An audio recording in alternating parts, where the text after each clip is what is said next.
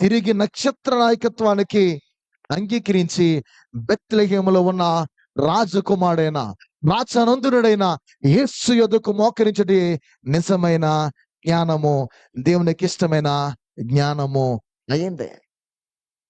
ఎంత అద్భుతం!